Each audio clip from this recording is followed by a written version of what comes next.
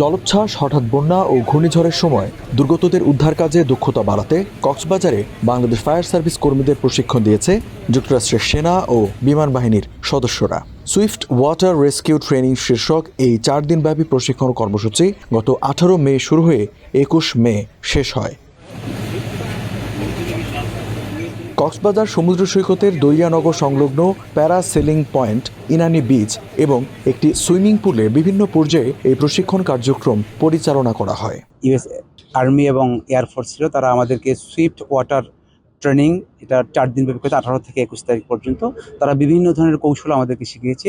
যদি কখনো কোনো বড় ধরনের সাইক্লোন বা বন্যা হয়ে যায়, সেখানে আমরা খুব দ্রুত কীভাবে ভিক্টিমকে উদ্ধার করতে পারি, তারা অত্যন্ত দক্ষ ছিল এবং সে তাদের যে স্কিলগুলো যে আমাদেরকে শিখিয়েছে, আমরা যে কোনো দুর্যোগে সেই স্কিলগুলো ব্যবহার করতে পারবো। একজন ভিক্টিম যদি নদীর মধ্যে বা কোনো স্রোতে পড়ে যায়, তাকে কী ধরনের টেকনিক, থ্রো ব্যাগ অথবা বোট অথবা অন্য কোনো টেকনিক যেভাবে অ্যাপ্লাই করে আমরা তাদেরকে নিয়ে আসবো, সেই টেকনিকগুলো আমরা তাদের কাছে শিখেছি এবং সেই টেকনিকগুলো আমরা আমাদের ফায়ার সার্ভিসে বিভিন্ন দুর্যোগে ব্যবহার করতে পারবো। এটা অত্যন্ত একটা কার্যকরী ট্রেনিং, যে কোনো খুব দ্রুত ভিক্টিম উদ্ধার করার জন্য এই টেকনিকগুলো অনেক কাজে লাগবে আমাদের। ফায়ার সার্ভিস সদর দপ্তরের তথ্য অনুযায়ী 2021 সাল থেকে যুক্তরাষ্ট্রের সেনাবাহিনী বাংলাদেশ ফায়ার সার্ভিসের প্রায় 280 জন সদস্যকে উন্নত উদ্ধার ও প্রাথমিক চিকিৎসা বিষয়ক কোর্সে প্রশিক্ষণ দিয়েছে।